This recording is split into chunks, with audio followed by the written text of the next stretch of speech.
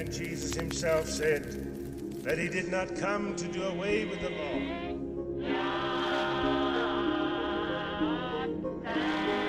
Not take us out of this world if he does not want us to be contaminated by it. This is the Adventist Pilgrimage Podcast with your hosts, Michael Campbell and Greg Howell. Hey everybody, welcome to the Adventist Pilgrimage Podcast. We want to thank you guys for coming out because this is honestly one of my favorite episodes that we get to do every year because it's October time. We start kind of getting into that fall season. Frankly, even though I'm not personally a pumpkin spice kind of a person, there's pumpkin spice everywhere for those who like that.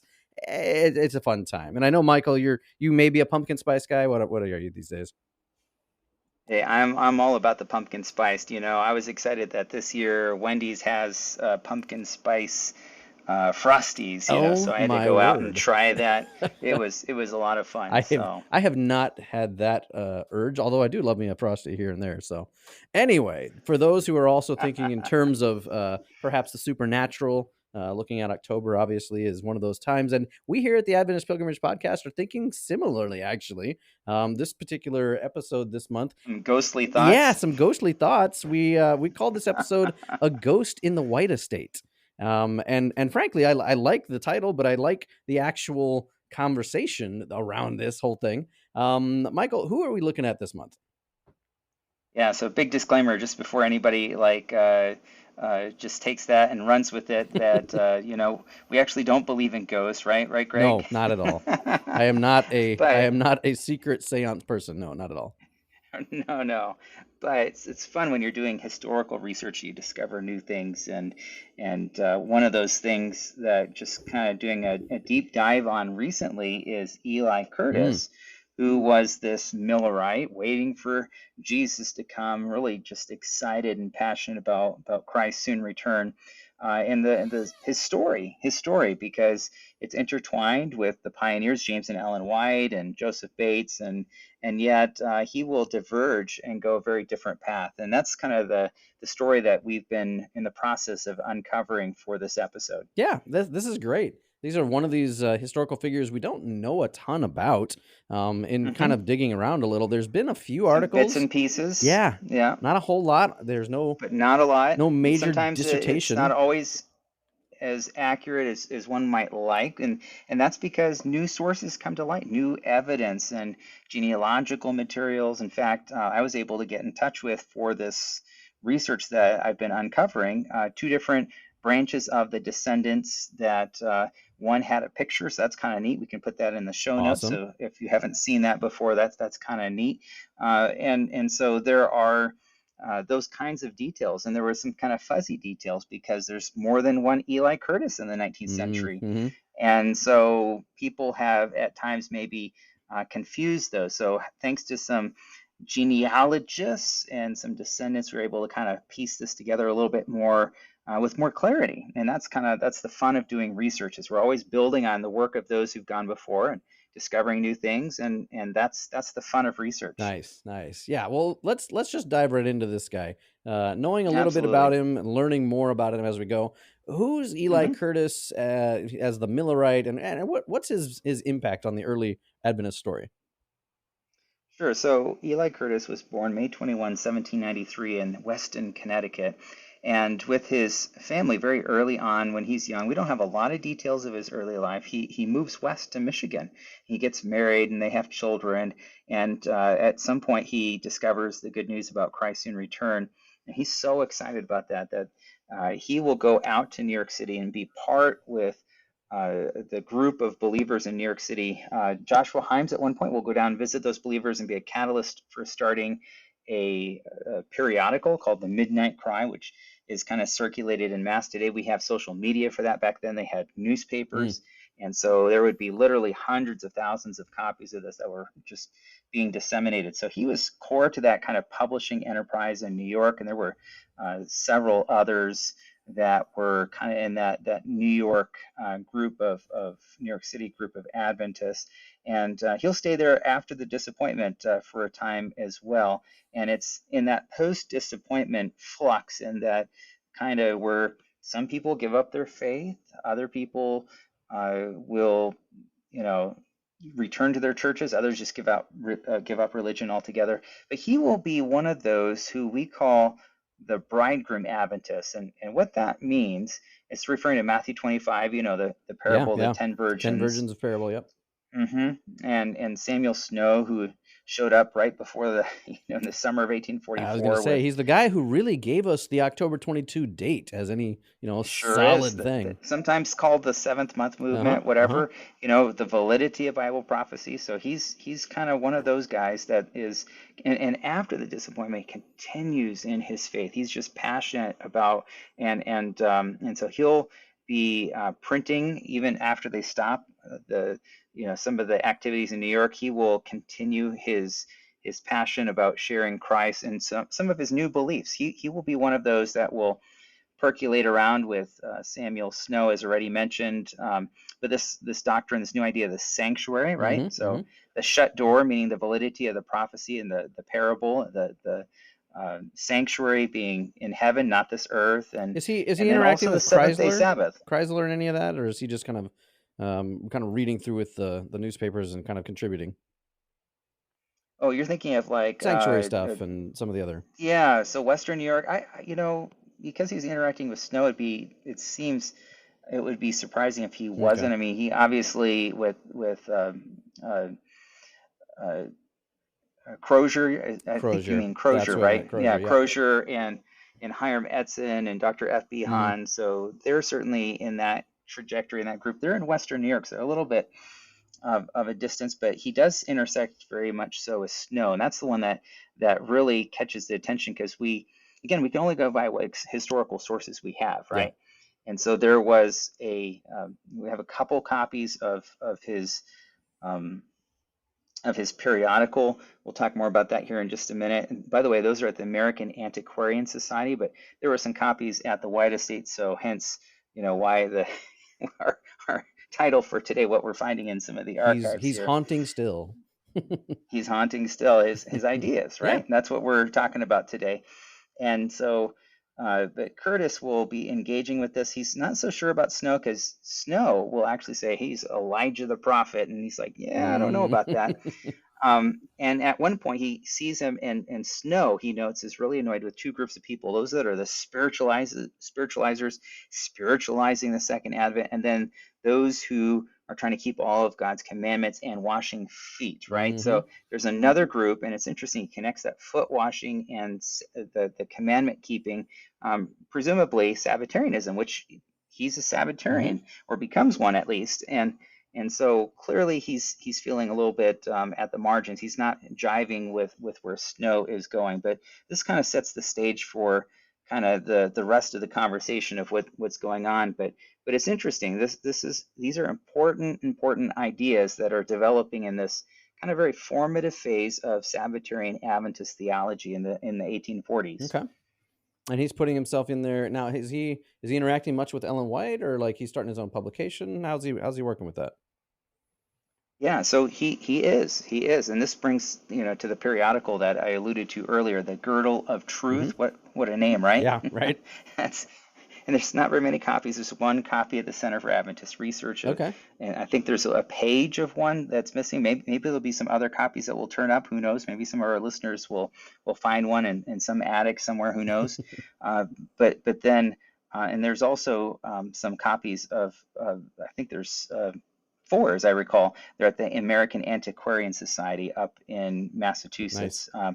And based on those, we know that he was reprinting some of Ellen White's visions. In fact, we first know and catch a glimpse of this because he will write about how he comes across, it's actually in this little PS, that he had met basically a couple in allusion to these the dreams and visions, right? And so, and then the next thing you know, he's actually printing some of Ellen White's visions. So it seems pretty clear there's a connection with James and Ellen White very early on, and he's publishing or printing some of these visions in his periodical. And this raised the question because at some point he's obviously intersecting. He's very excited about the Sabbath, the sanctuary, even the gift of prophecy.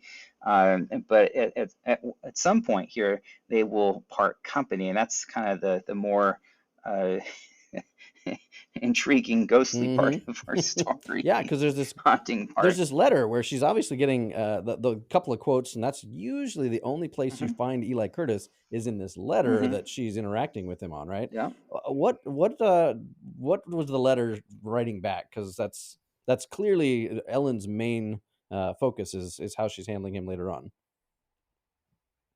Absolutely. So, as I mentioned, in 1847, the two communications, right? So, and he's reprinting those. So, what started doing is to actually look at this line by line. And again, it's always fun when you realize, hey, you're not the only one that's kind of noticed this. So, shout out to a friend of mine, Adventist pastor, researcher extraordinaire, Kevin Morgan. So, he found the same thing that I found, and that is that basically he will reprint Ellen White's visions verbatim, except at one point he'll give a brief explanation about the crown on Jesus's head being a crown within a crown, and noting that also he will leave out this version. There will be later versions that leave out two different things. One is the holy kiss, right? And so you can imagine why those things get edited a little bit later on, but there doesn't seem to be any kind of malicious intent. And so Ellen White's saying, stop publishing my visions. It's not like he's messing up, and tweaking or somehow, changing or altering her visions. It's that doesn't not seem to be content the based. issue. Yeah, right. Correct. But in doing some research, here's where we found the ghost in the White Estate. This copy of this tract by Eli Curtis, titled A Wonderful Phenomena, Wonders of the Age, a thrilling narrative of the facts relating to the Dixboro ghost. Now, I know you were doing a little Dixboro ghost. I know you're doing some sleuthing on this one, Greg. What's this Dixboro ghost all about? Well, and the Dixboro ghost is a fascinating background story because it's also part of the major movement in the early 19th, mid 19th century world called spiritualism, and spiritualism is a major player throughout a lot of the early Adventist periodicals. It's kind of the consistent bugaboo in the background. A lot of Adventist ministers are dealing with the spiritualists, or they're debating, or they're just writing books against the whole idea. And the spiritualist movement is one that basically focuses in on the ability to communicate with dead people or with spirits who have moved on. And the Dixboro ghost is one of these stories that a lot of spiritualists really kind of honed in on. And it's coming from that Michigan territory where Curtis has got some background. My understanding is that the ghost was the ghost of an old lady who died under mysterious circumstances, and the people moving into this home started experiencing strange phenomena. This one night, a light was shining from the fellow's front kitchen, and he opens the door to the kitchen to see this old lady sitting at a chair in the middle of his kitchen, and she's babbling on about something, and he comes up to her, and she looks at him and disappears. And 5 or 6 different times, this ghost appears and shows him a little bit of a story, and eventually the idea was that she replays part of her own last moments, showing that she was murdered by these people, and is trying to tell someone about it. And that's kind of the background of the Dixboro ghost. It was one that isn't just like written by a person. There's multiple people who went to the authorities and said, here's our version of events. We saw this happened. Like, the whole story is fairly well documented from multiple sources. So that's kind of the Dixboro ghost background of things anyway. How did Curtis... It was kind of like a thing, right? Yeah, it was a thing. And people knew about it. It was well known. It was well publicized. So where's Curtis coming in on this thing? Well, he shifts course, and I think this shouldn't surprise us too much. If you believe in divine revelations, but you start shifting away, and by the way, the spiritualism they're talking about is a spiritualism that is reinterpreting the Bible. So they're seeing biblical figures and everything else. So it's not like they're against the Bible. They actually, it's a biblical spiritualism. But that particular manifestation of shall we say, modern spiritualism, this kind of thing, we think of the Fox sisters and everything else. If you read like Great Controversy and everything else, Ellen White is emphatic and unequivocal that this is the work of Satan. And so she sees this as a counterfeit very clearly. And so this is not the path to head down. So she sees this sort of and this is why she's so strong, saying, stop publishing or printing my visions, because she does not want to be associated with spiritualism in any way, shape, or form. So this isn't so much about content of the visions, it's actually about Hmm. reputation. She doesn't want to be Yeah, connected with somebody who is publishing and putting these kind of things out there. yeah, Huh, right. interesting. So Yeah. Eli's getting wrapped up in this, and he's not totally alone. I mean, we've got other Adventist No, luminaries like Moses Hull, who of also, course, later yeah, on. got wrapped up in spiritualism. He's not out of the norm in some ways, but what goes on with him? Where does he go from here? Well, he does head back to Michigan, and of course, into this, starts a periodical, the Millennial Messenger, and so he's very passionate about his spiritualist views. And at one point, curiously, in 1870, he'll take his retirement savings and he will head down to Chauncey, Ohio, where he purchases a property that's well known at that time for spiritualist manifestations. Mm, It's called the Coons Spirit House. So just kind of like the Dixboro Ghost, another one of these like spots that are supposed to be more in touch with the right. supernatural. He buys a And haunted he house, will right? basically, yeah. And so he's starting a commune. Of course, 19th century is all about, not all about, but this is the heyday of a number of communitarian Utopian societies uh, and yeah. exactly experiments. You think of the Shakers and a bunch of these other different groups, right? So this is very in vogue with that time. And he believes that he'd been commissioned by a spirit who had signed the sacred name of Jesus of Nazareth to come to Ohio and to locate this on this piece of property Okay. where they would build the city of the New Jerusalem. Well, that's a pretty big mandate. It is. He calls it the Morning Star Colony, and they will build a tabernacle and a knoll that they will dub Mount Nebo, and they will try to reconstruct King Solomon's temple as an eight-sided structure with a window on each side and a cupola on top. And this 60-foot tabernacle was supposed to be completed by Christmas 1871, but tragically, that year, he had like his whole life savings. I think it was like $6,000 or Mm, something, and it got stolen. And the reason we know that, there's advertisements, reward if you'll help solve the riddle, the mystery of all this huge amount of money.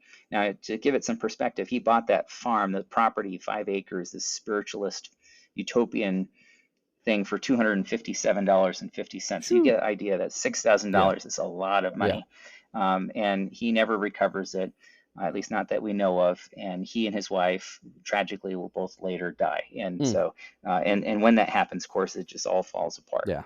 It falls apart. So So, as a figure, he's not quite a cult leader, but he's definitely got no, this idea that I'm gonna start this community, and I'm gonna use it to focus in on the right. spirits who are guiding this whole process. And uh, to me, it's fascinating that you can go from one extreme, Millerism and Second Coming, and then wind up on the other side of it. And I'm curious. To me, there's psychology in this. What do you think pulls Sure. an Eli Curtis from preaching the Second Coming to preaching this utopian spirit-led endeavor to rebuild Solomon's temple? I almost wonder if maybe it shouldn't surprise us, Mm, right? Because people are part of their culture, their milieu, their times, and there was a lot of fluidity of ideas between different groups and stuff like that. And so, and experimentation that's going on. And so, obviously, to experiment with dreams and visions with Ellen White, and to reprint her visions means a certain openness to the supernatural. But like a lot of things, there's a lot of gravitational pull in different directions. And so, you can see how early Sabbatarian Adventists will form the nucleus into a denomination. Eli Curtis, he's really close. mm, He's really close, but it's amazing how a few little things can change that trajectory, and he goes into just a completely different direction. And he's not the only one, as you pointed out, which means again, there's a lot of fluidity of ideas. And a lot of openness, a period of creativity, and certainly that's what's going on here. mm. Yeah, one of these days I want to jump back into a Moses Hull episode, because there's some great connections there with family members actually coming from Josephine Cunnington Edwards and some other people who've got some connections to him. But a story for another time, Fascinating. right? Yeah. Can't Yeah, wait. Yeah, there's yeah. some good stuff. Tantalize our listeners here. I found a Mount Moses Hull pamphlet I'd never seen before until Oh, just today doing some research in the hey, archives. I want So to see a all copy of kinds of that. fun That stuff. sounds great. Absolutely. That's Yeah. awesome. So, what do you think Eli Curtis's legacy is? I mean, obviously we've got this connecting points. We've been finding some new stuff. What do you think in the end, beyond his unfortunate ending, his Yeah. impact on Adventism could be quantified as? There's a lot of these kind of liminal figures, that you have the Millerite greats like Miller and Himes, but we tend to not talk about some of these B-roll figures or, lesser known that they played a very significant role all the same. And so I think part of kind of moving to a more sophisticated view of our Adventist past and Millerism is catching some of these broader kind of strands of some of these other individuals who brought a lot of character and personality to the Millerite movement, and maybe because they didn't become Seventh-day Adventists, we tend to not tell those stories as much. We tend to tell the success stories, right? We talk about Joseph Bates and James White. We don't talk about the Eli Curtises, but he was part of that story, part of that creativity, part of the formation of early Sabbatarian Adventism, this discussion of ideas about foot washing and theology of the sanctuary. He writes some very significant articles that are important and play a pivotal role. Even if we don't adopt all his ideas, they are part of that conversation out of which those ideas did develop. And so he remains a very pivotal, formative character, even if, again, not well known and in the spotlight and the limelight, but he's still an important part, and we need to understand that story. And yes, it has a little bit of a tragic ending, not the ending that maybe perhaps we'd like, but that's what we do with history. We tell the history we find, not the history we would like to find. And hopefully we celebrate the good things, and we hopefully can also learn from some of those challenges as well. So the haunting of Eli Curtis, if you please. and yeah, I like how you said that we learn from these figures as much as anything.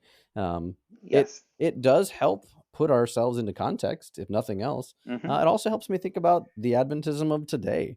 Even seeing in our own culture and our own times, the Adventist world is pretty diverse. Looking across the globe, looking at the different ways it's impacted the cultures. We're not all in that same exact vein, but we're all part of a diverse group waiting for the second coming. So I like that. It adds some in. It reminds me a little of Hiram Edson, who we just talked about a couple episodes ago, right? Definitely, like you said, a secondary figure that's got a major impact for a time, and then kind of falls out of favor in some ways, depending on how you look at it. That's great. Well, Yeah. I love this Eli Curtis conversation. I think there's some really cool stuff that's attached to him. I would be interested to see how the sanctuary doctrine is developed or is impacted through some of his other articles. But obviously a discussion for a different time on that one. Yeah, and who knows, maybe we'll find more. Right. I know there were more issues of his periodical. We just don't have copies of them, or at least none that I found. Yeah. And I'm not close enough to some of those great places like the Antiquarian Society to poke around on. So if other people are, or if you're in an area where you may have heard about Curtis, tell me a little bit perhaps about the ancestors that you bumped into, Michael, some of those folks.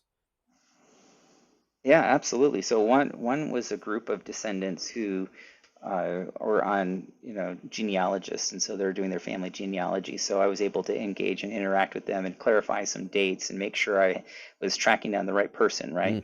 And then the second one was a descendant who the daughter, one of his children later became at some point a Seventh-day Adventist, and there are descendants in the Seventh-day Adventist Church today. I know because I met them and have corresponded with them. But earlier this year, I just happened to bump into them in the course of some of my travels for ministry and so on. And so that was a delight to have those paths to be able to intersect like that. And so it's fun because, at the very end of his life, there's some confusion because there's different dates for when he died. But then I was able to sort out there's a date that sometimes is attributed as his death date, but it's really his burial date because he dies in Ohio, but they bring his body back to the family farm, where all the family had been, or is buried in that cemetery. So that's why there was a little bit of confusion, as well as there's sometimes more than one person with that name. You got to make sure you get the right one. Right. And that is part of just ferreting out. I honestly have to say, for people who may not like having to dig around, that is part of the historical moment, is figuring out all these extra little details, because otherwise we're chasing rabbits that don't go down the right hole, right? Yeah, and again, this is where we build on the research of others. We find how far they've been able to go and new evidence that shows itself, and you're able to continue pushing that on a little bit. And I suspect, Greg, someone will come along further and find some more of those missing issues, and they'll be able to tweak what we understand now. And that's a great part of that quest for understanding. Nice. Well, I love it. I love how much you've been able to pull up on this one, Michael. Thanks for bringing some of that new research up. And again, like we always do, anybody out there, if you know of stuff that is related to Eli Curtis, or frankly, any Adventist stuff or ephemera that's floating out there, we would love to hear about it and to get in contact. So reach out to us through all of the normal outlets here with the Adventist Pilgrimage. Well, folks, thank you again. Appreciate you giving us a listen here and seeing a little bit about the supernatural moments in Adventist history, which we all kind of think about at this point in time. Thank you again for listening. We've got some new stuff coming up next month. October is always a busy month for Adventist historians because we have a lot of stuff happening around October 22nd. So that's true. I'll be out to see you. Yeah, going to be coming out here. We'll probably be able to do an episode live together here for the next one. We should do it. So yeah, we'll be looking forward to that one. Topic to be disclosed. We've got a few different options there. Highly classified. Cannot let the cat out of the bag at this point. But we'd love to have you all join us for that one. Thanks again for listening, and have a great day. And Jesus himself said that he did not come to do away with the law.